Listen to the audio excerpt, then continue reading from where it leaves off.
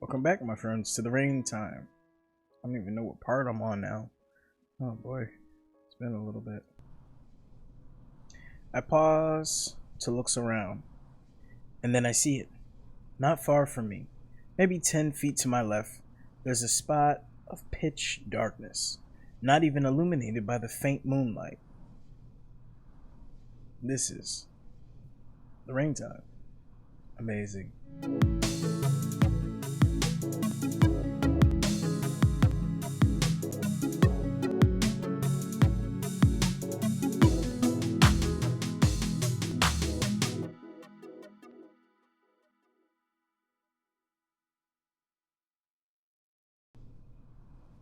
I stare at it, but my vision's blurry. The black spot seems to reach upward, and the noise is louder than ever now. Then it dawns on me.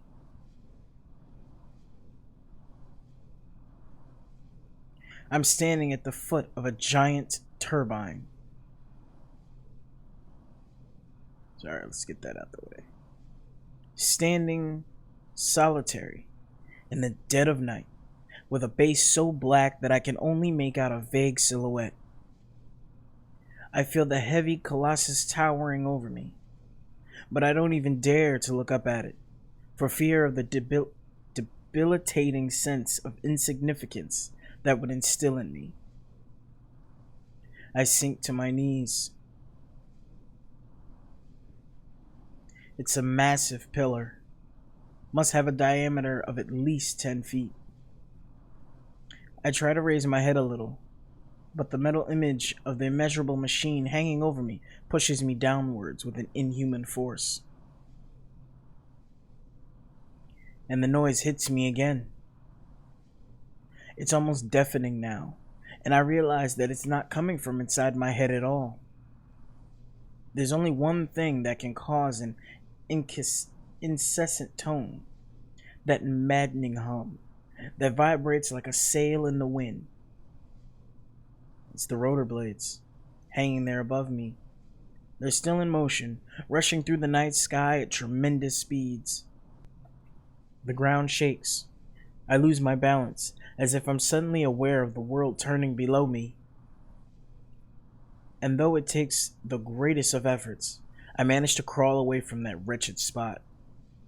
Slowly at first, then faster and faster. I've never been close to one of those before. I've seen them from like miles away, but never that damn close. This is pretty. It's Evelyn.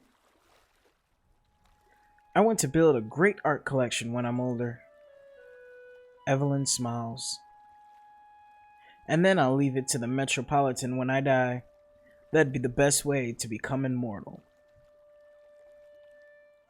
So you've given up on doing paintings yourself? I ask. The thick cotton jacket she's wearing emphasizes her stocky build. We're alone in the harbor. Even though it's close to the new year, there's still quite a few yachts lying in the water, covered with plastic tarps.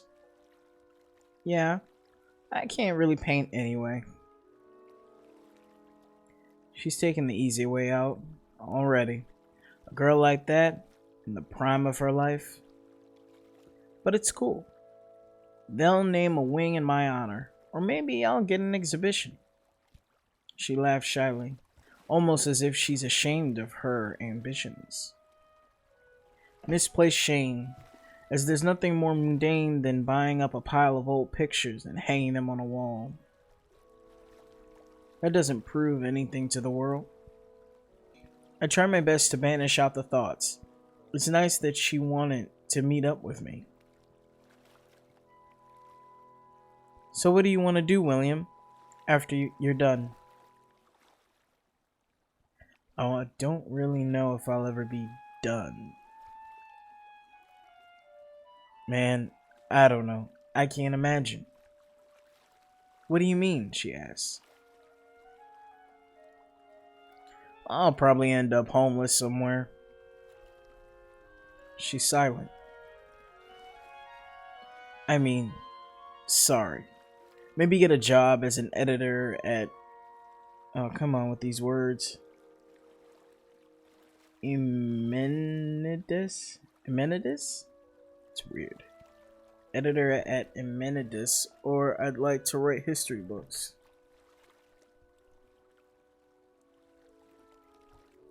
I wish I hadn't said history books.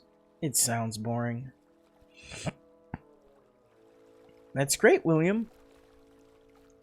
So have you done anything yet? She adds. What?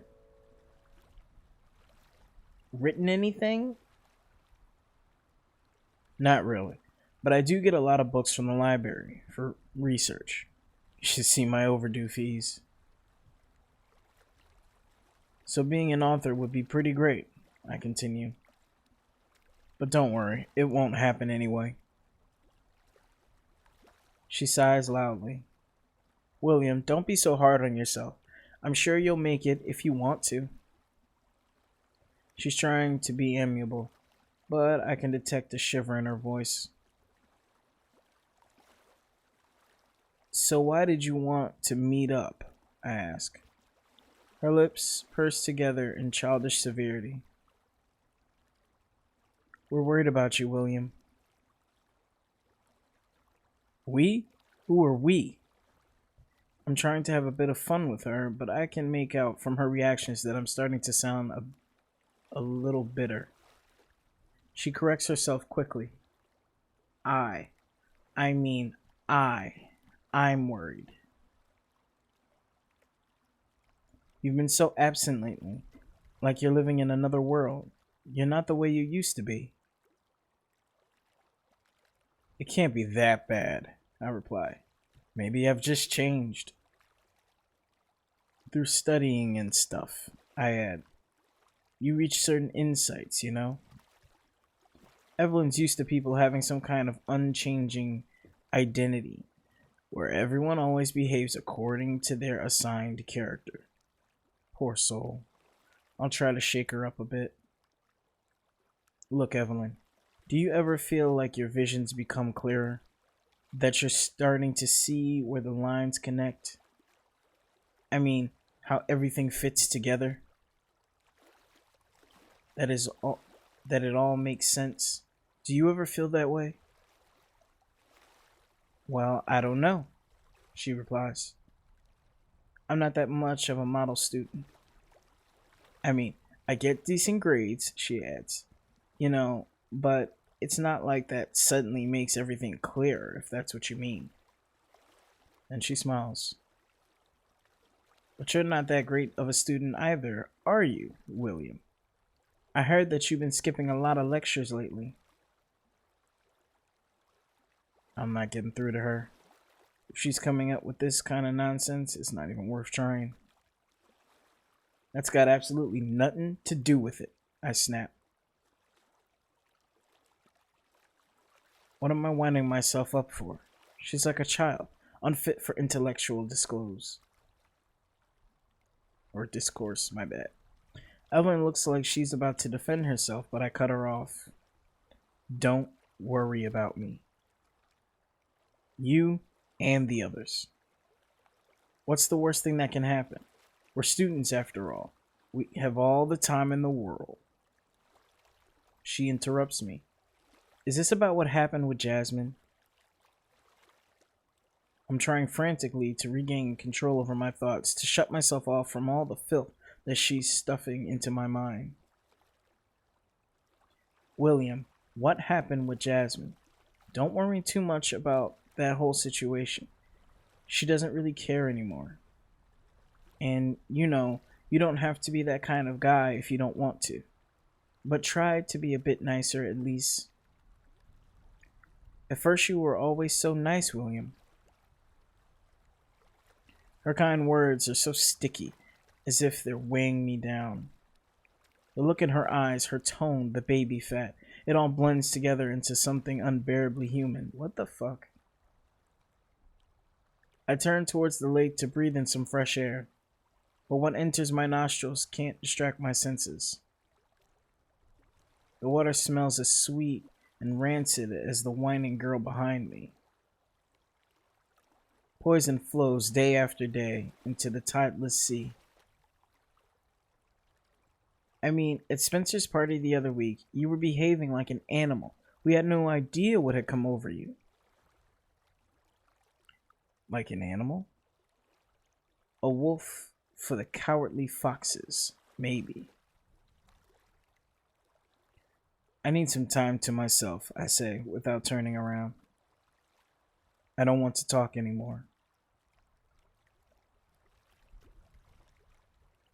Are you coming to Matt's New Year party? You're still invited, but keep yourself in check this time. Thanks. I'll come if I feel like it.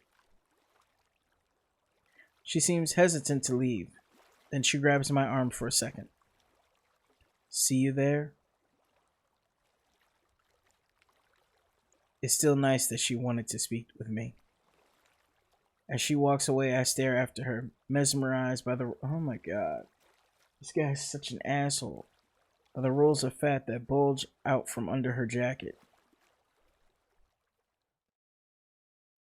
Talk about insensitive.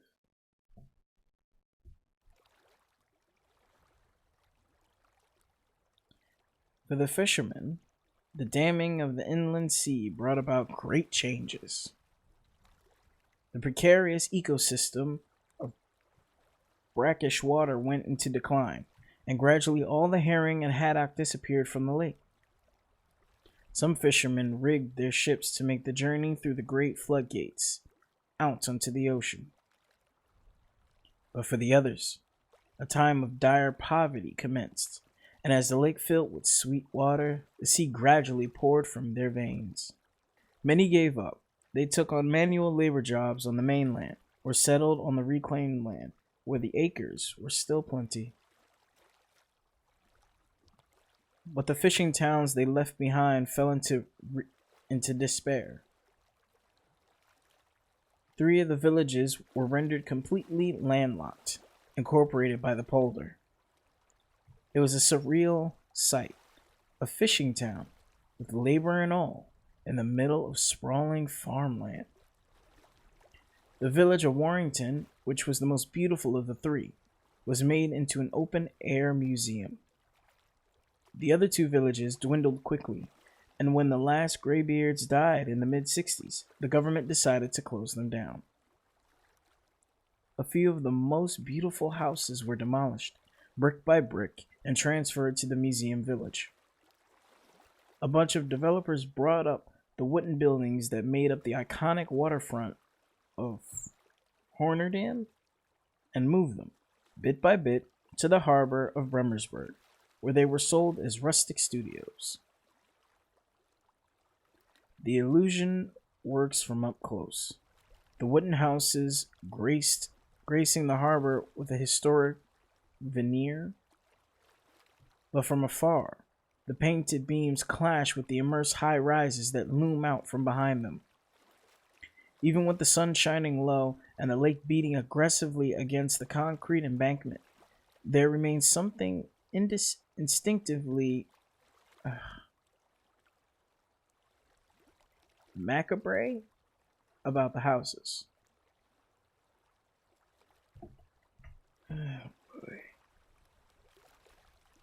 Without the salty air, the clamor of fishwives, and sights of returning cutter boats, they are no more than dried corpses blowing in the wind.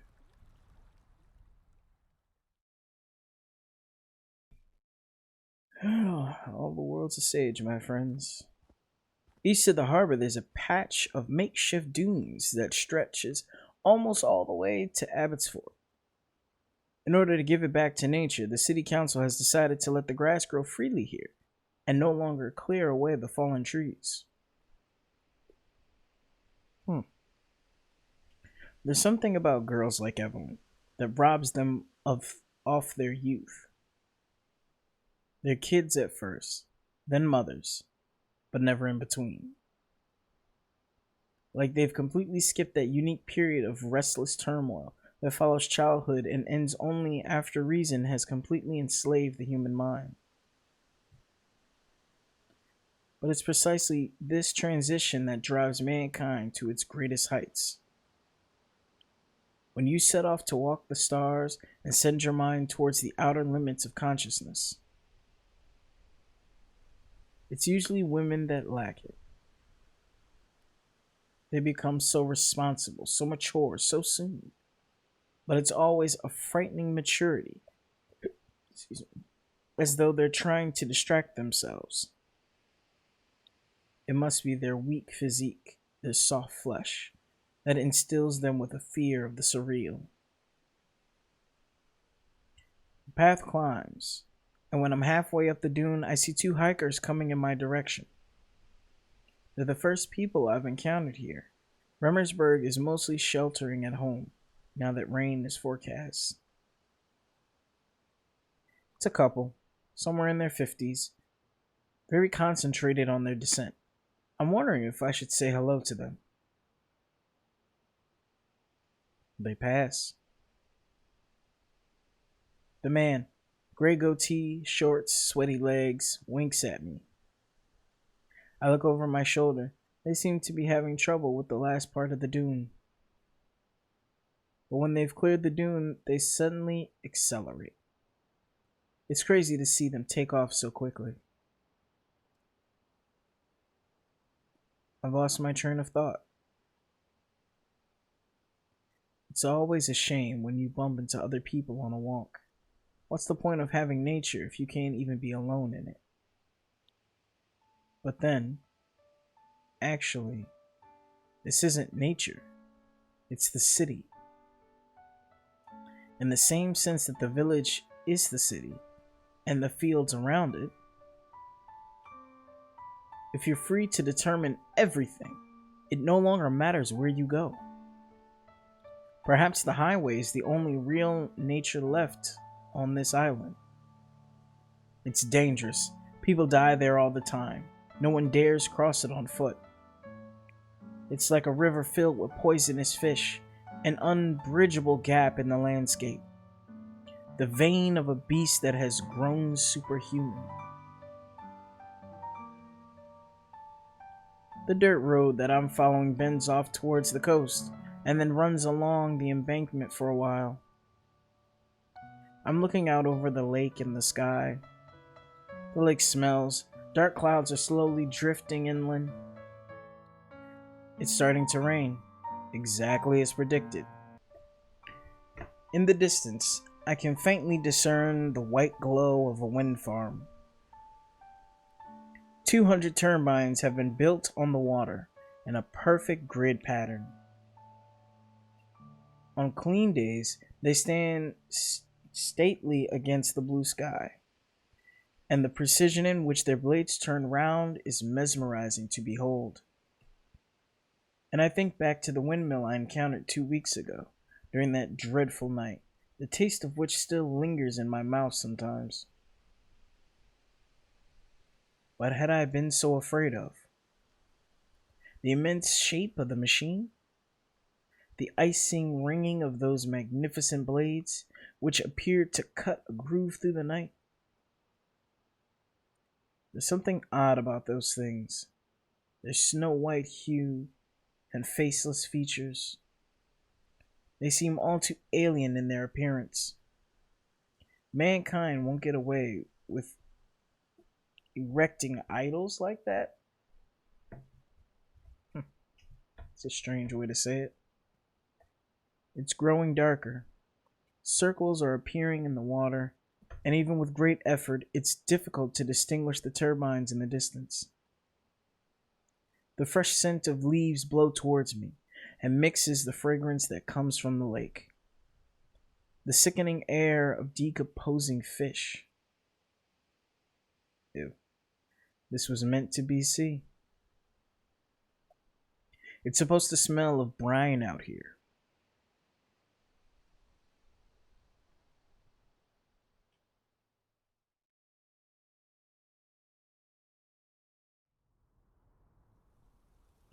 Drizzling rain, but there's a rhythm as it falls. And as I pass apartment buildings after apartment buildings, the individual drops begin to grow in size. They're falling slower now, tapping down on me, almost one by one. Suddenly, I grow aware of every drop of water that hits me. On my sleeve, my neck, my shoes, my face. A droplet falls onto my upper lip, and I stick out my tongue to catch it. The rainwater and saliva form a mixture that slowly seeps into my throat. A clear taste fills my mouth. And there's something going on with the apartment complex that I'm passing by.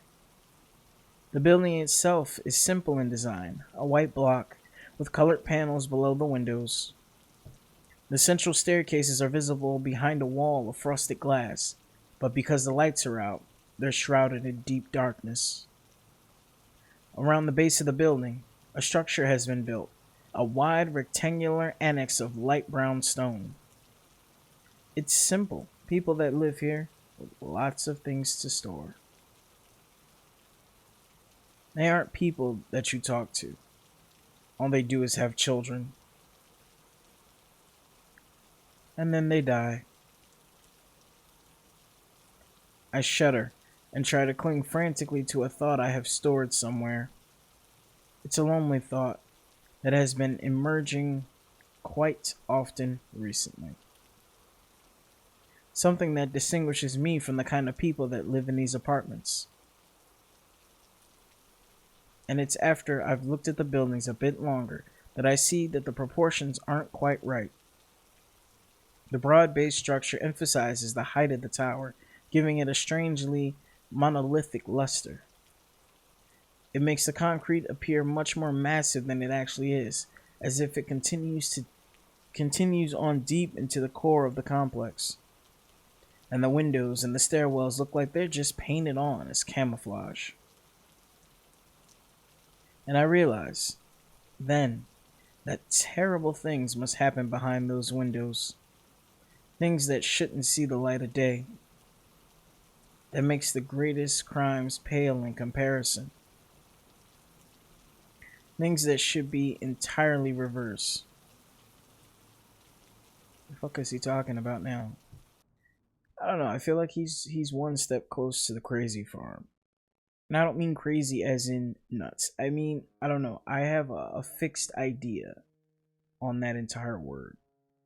For me, it's a person who sees beyond what's in front of them. Like what you guys coin as woke. He's opened his mind to see these things, but I feel like he's distorting the reality around him. You know? Table for one, I call out as I pass through the door. The waiter, tall in a scarlet vest, is sitting at the bar. His massive forehead is adorned with dark brown curls that add a boyish charm to his immense nature. Just pick a table, he replies, with a sob in his voice. He doesn't even get up from his stool. It's nice. It doesn't smell like food in here at all. There's just a strange, metallic odor. I see I'm one of the first guests of the evening. That's why the waiter's so lazy. I pick a table from where I don't have a view of him.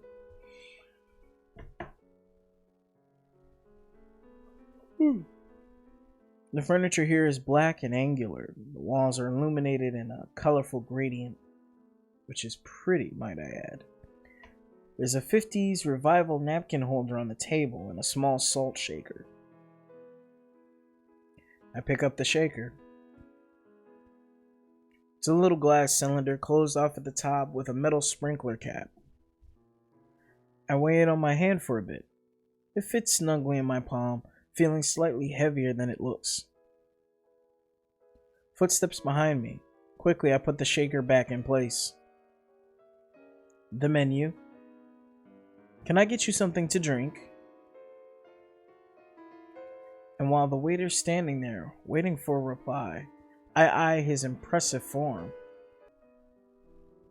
He's a giant, looking down on my table from tremendous heights.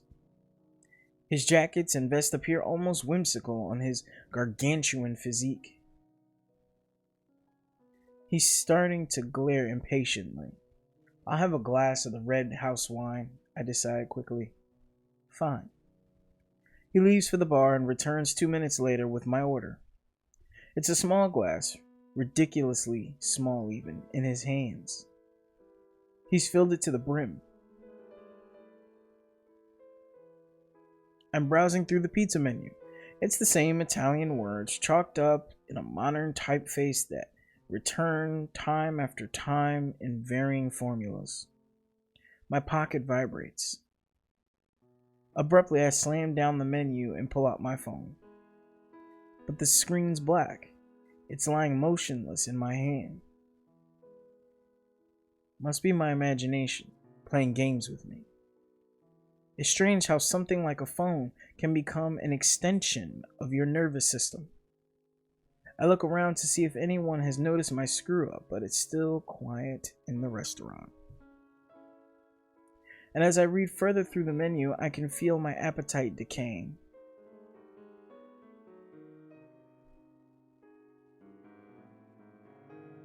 Napolitana? I think of the lake and become nauseous again. Quickly, I divert my attention towards the little jar of salt. Sorry guys, I'm gonna have to do this without my headset because I'm having some wire issues in my headphones. It's standing there so cynically on the black table, filled to the top, lid wiped clean.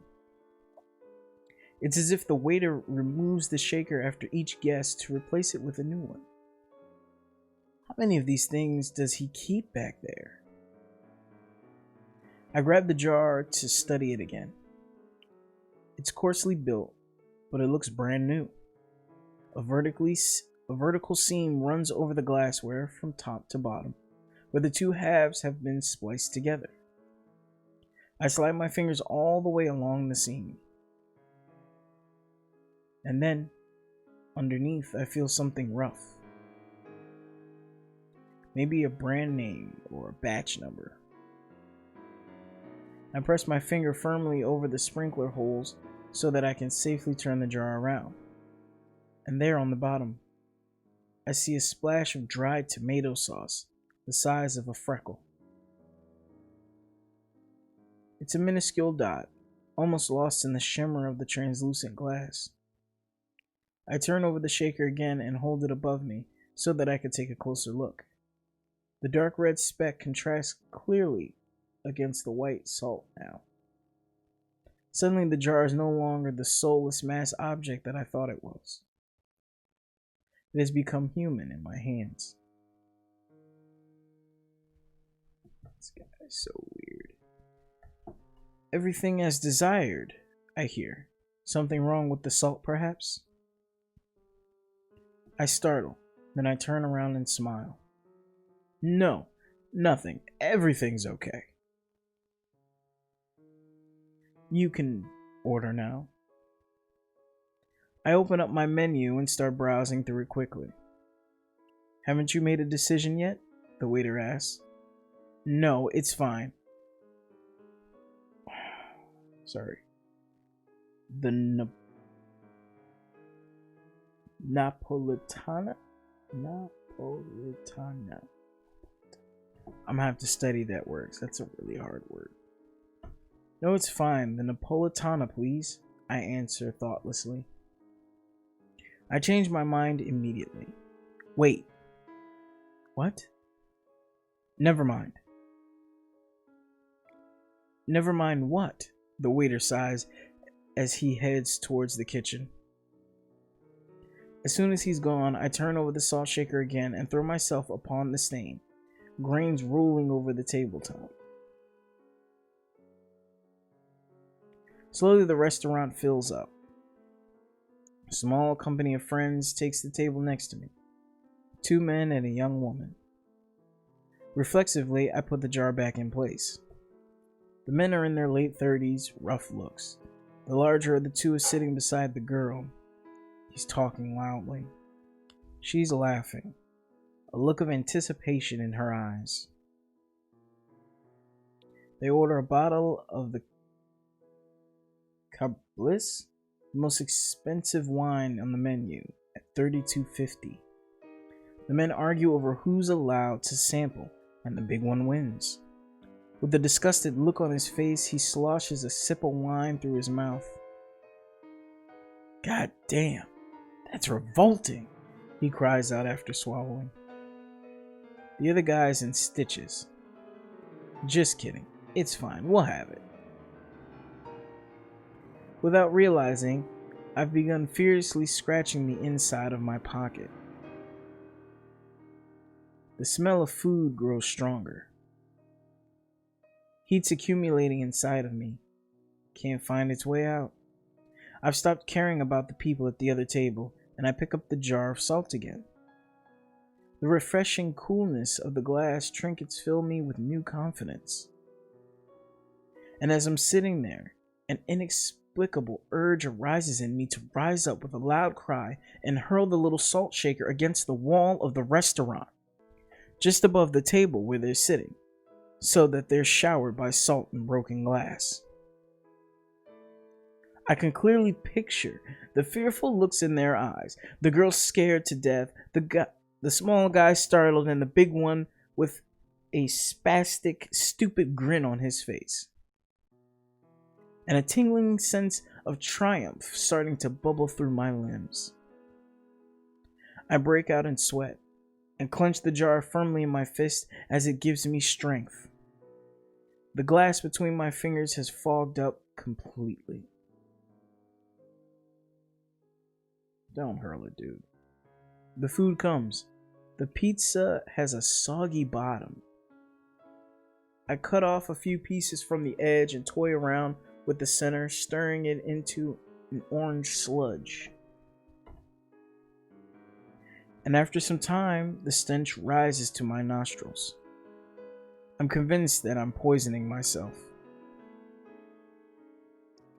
As an excuse to hold the shaker again, I scatter some salt over the orange goo on my plate. My eyes return to the little smudge underneath. I try to wipe it off with my napkin, but only my fingerprints disappear from the glass. I place it back, clean thoroughly of all but its stain, in the exact same spot where it stood first. Only I know of her little secret. The company next to me is waiting on food. Their bottle is already 2/3 empty, and the conversation has run dry a few times. The big guy, visually intoxicated, is trying to come up with topics of conversation, but he finds little support from his companions. The girl looks bored. That guy over there's got his already, he comments, pointing at my table. With a voice so loud that the whole restaurant can hear him. Though I haven't turned around yet, I can picture them staring in my direction. Please stop, I whispered out. You're making me feel uncomfortable. The girl lets out an inaudible giggle. You hear that? He feels uncomfortable, the big guy grunts out. His reaction disappoints me. Even now, there's a stupid grin on his face. I clench the shaker tightly in my hand, waiting for the right moment to strike. I stare him down, and when our eyes meet, I detect an ape-like attribute in his expression that scares me a little. They're slick, these people, in ways that makes everything you say comes back to you in its slowest form. That girl's laughing at him. She probably wants to be fucked tonight. I grin and raise my glass to her.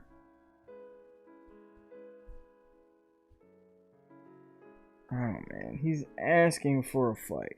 You want to be fucked tonight, don't you? Though I try my best to pay no attention to the reaction at the other table, I can hear their voices grow silent. They're deformed people. They only laugh at their own jokes. An unmistakable schism is beginning to emerge within the human race.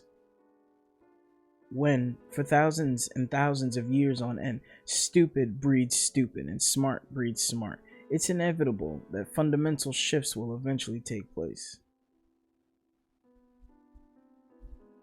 So he got his ass whooped, didn't he?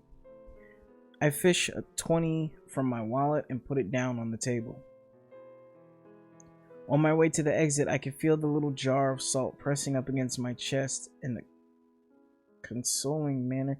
He stole the salt. Oh, Jesus. Petty theft, guys. Petty theft.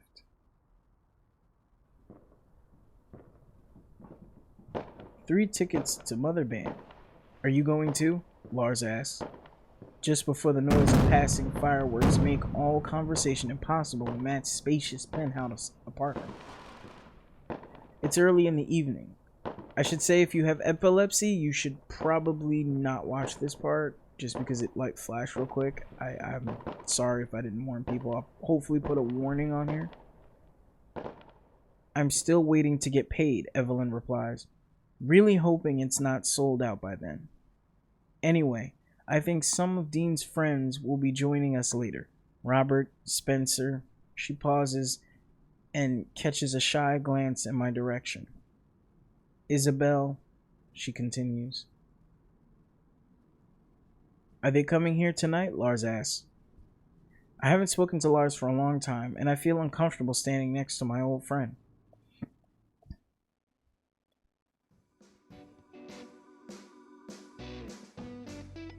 "I don't think so," Matt replies. "I've kept things small. At midnight we can go to the city, do some partying, no worries." I know I won't be in the mood to do some partying later on. A firecracker ignites down in the streets and the room is filled with a noise of machine gun fire. I'm skiing when they play. Molly shouts out over the sound. "Too bad, but cool that you're going," Evelyn shouts back. "It's France this year, right?" The girls move over to the sofa. The bell rings, and 3 minutes later Bernard comes in with a sweaty face from climbing the stairs. "Top of the morning to y'all," he calls out in a fake southern accent. Matt laughs. Of course Matt would laugh. Bernard produces a few bottles of liquor from his bag and sets them out in an exaggerated manner. Most are expensive whiskeys, half full. There's also an unopened bottle of Old Gull among them. "Gosh darn, what a racket outside," Bernard continues, same accent. "Y'all can probably do with a little something against the shock."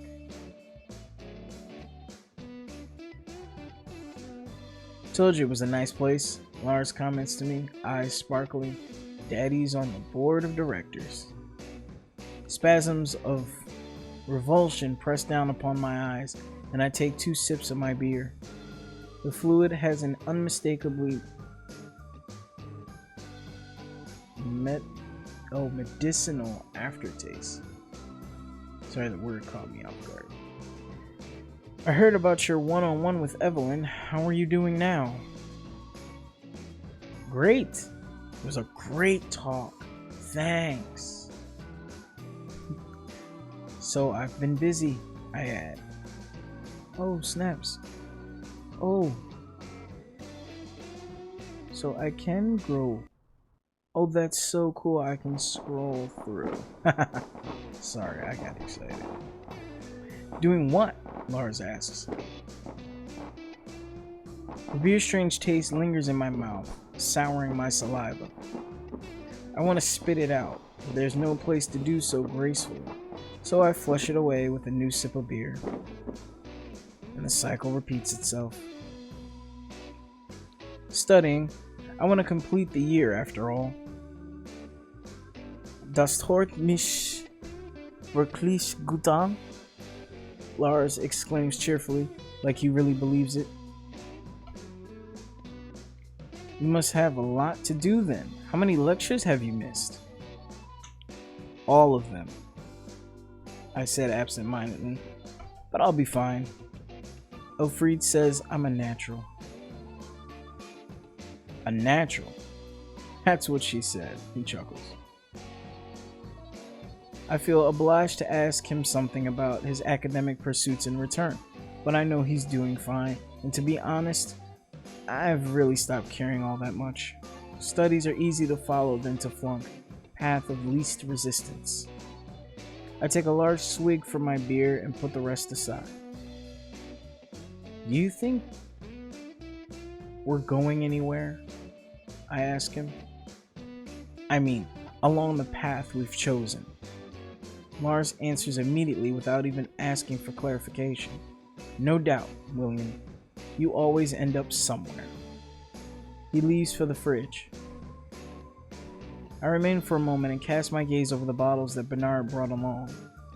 No beer for me anymore, I called to Lars, not really expecting him to return to the conversation anyway.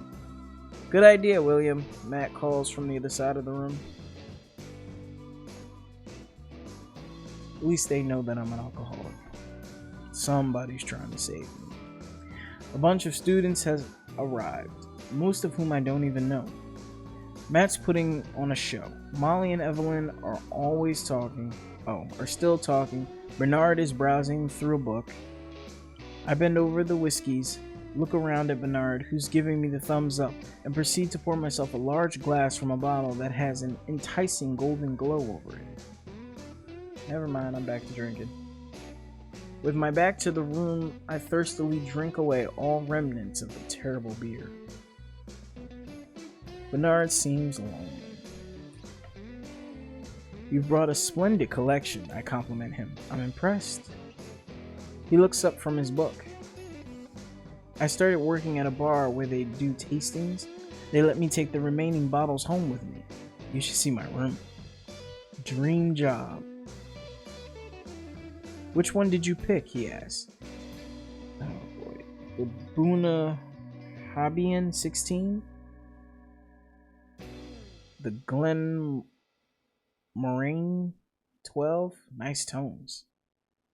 Not too complex. That's a good one for beginners. You should try... Oh, come on with these words, man. Why can't we stick to easy words? I'm sorry. Complexity should not be a new thing. You should try the Lemurang Quarter Cask. Never tasted something so divine. I'm starting to get annoyed, but decide to sit down next to him, even if it's just to avoid having to see his pedantic head looking up at me.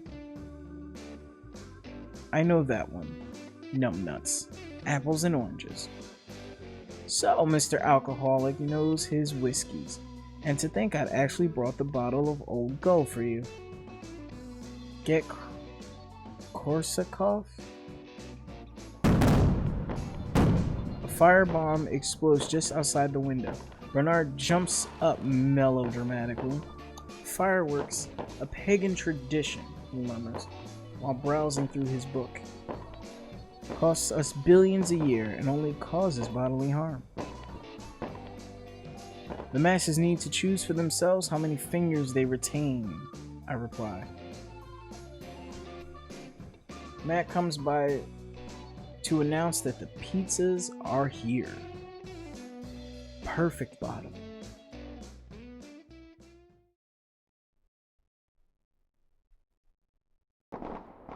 A guy I don't know is holding an endless diatribe on sublimity within the music of Mozart. He keeps exciting himself to tears over the most ordinary things in the world. It's embarrassing to listen to. Lars is trying to interject his stupid opinion into the discussion, but he's prattling, also substantiating his naive views with nothing more than an anecdote or two. I promise myself I'll get to be alone for a very long time when the new year comes.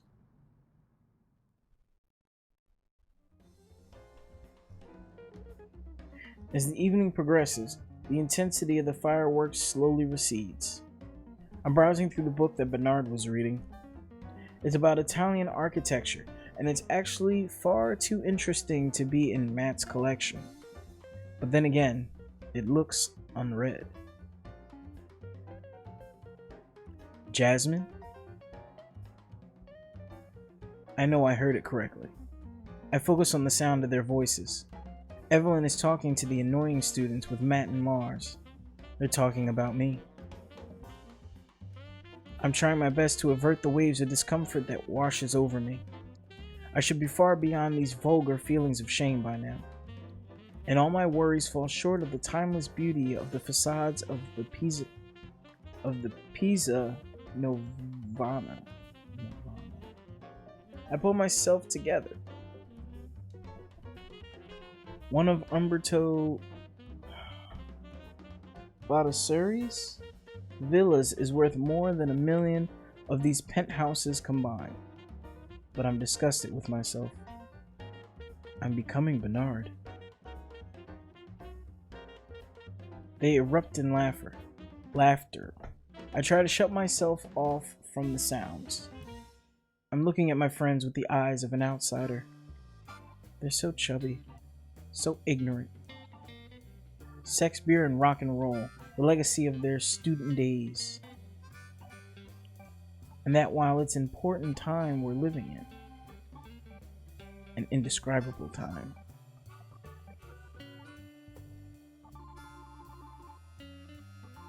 Half past 11 to the square.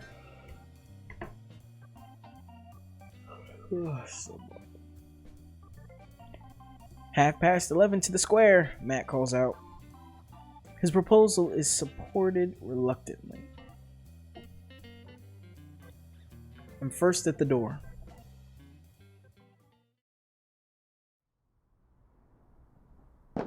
Clouds of gunpowder shroud the streets of Bremersburg, thickening as we approach the square. In the shopping street, we merge into the constant screams of humans and file onwards at an equal pace with the hundreds that walk before us. It's a rock-fast tempo without any leeway. I divert my gaze past the tapestry of washed-out sports jackets and unbuttoned puffer coats to a rancid crust of gel that's sticking to the neck of the guy walking before me. A small group pushes through in opposite direction, and I see a girl, bleach blonde, oh my god, and a fat girl. 6 guys with stubble beards, eyes aimed forwards. But not everywhere. An old woman's looking on her phone. I stumble, but Lars catches me by the shoulder. The sound of explosions swell in the distance. I see 2 plump women with their bare arms, British tourists, green hair, crazy suits, some kids, more gel.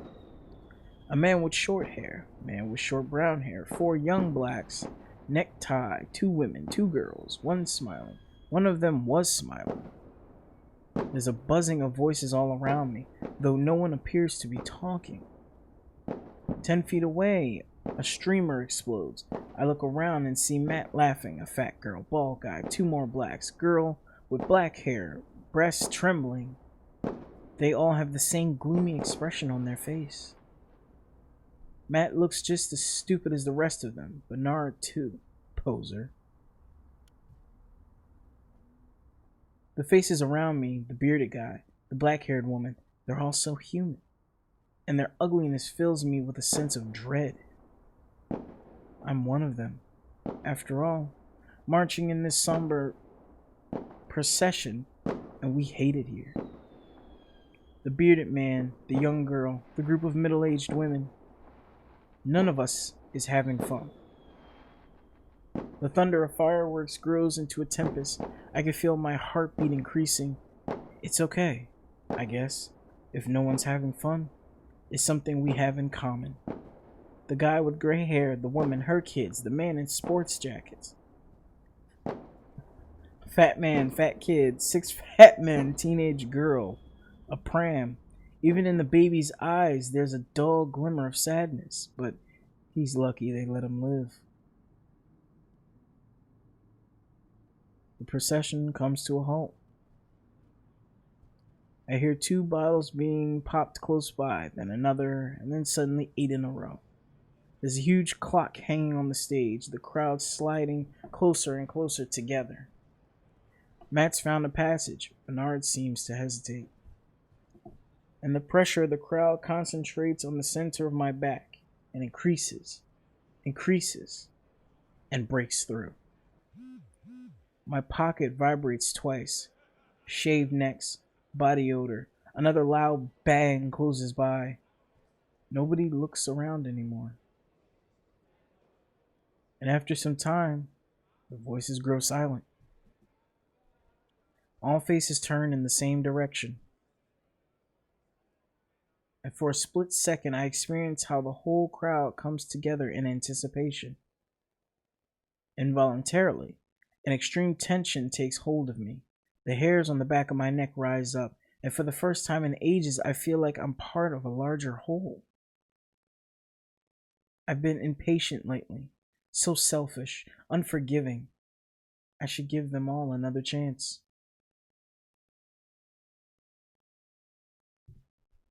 And in unison, the crowd begins to count down.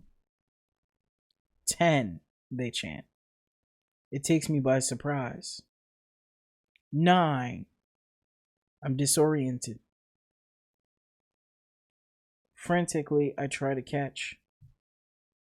8. The beat, but I keep missing. 8. I try. 7.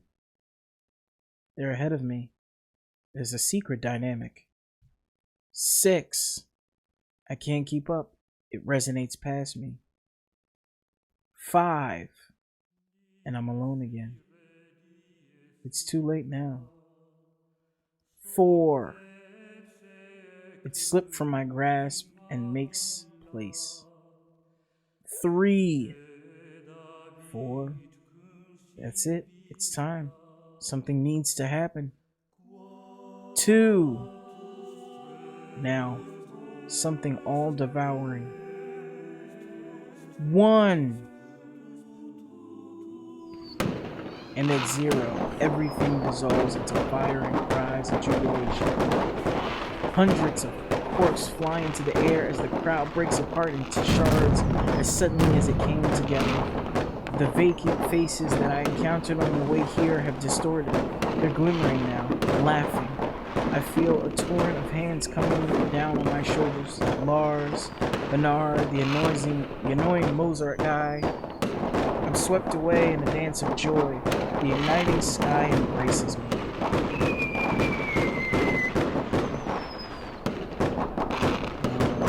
He's in his head again. But I feel like I've finally awoken. Something that has been creeping inside me for a while now is rearing its head in full glory. It's obvious that I've waited long enough, that I've given them enough warnings. I can no longer base the purpose of my dull existence on empty friendships, pretty girls, or the childish stories that I conjure up to make it all a little more bearable. These things that are happening to me, I haven't been imagining them. They're succeeding each other more and more rapidly. The little hints, the signals that it's finally time. Because no one else sees them. Not my peers, nor my professors, nor the people around me.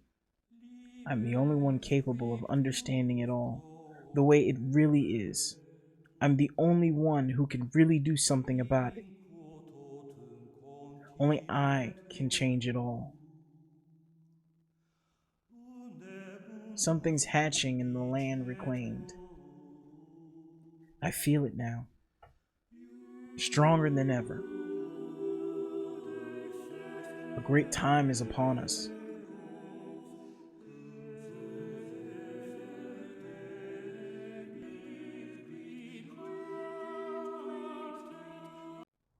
Oh, my crazy little friend. Part 4, Springtide. We're going to stop off here. I know, this one's a little short. That's okay. Because I want to start actually lining these episodes up for every chapter.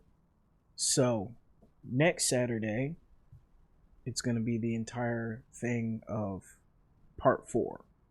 Thank you for being here with me. I know I've screwed up a lot of words and this is extremely short, but forgive me.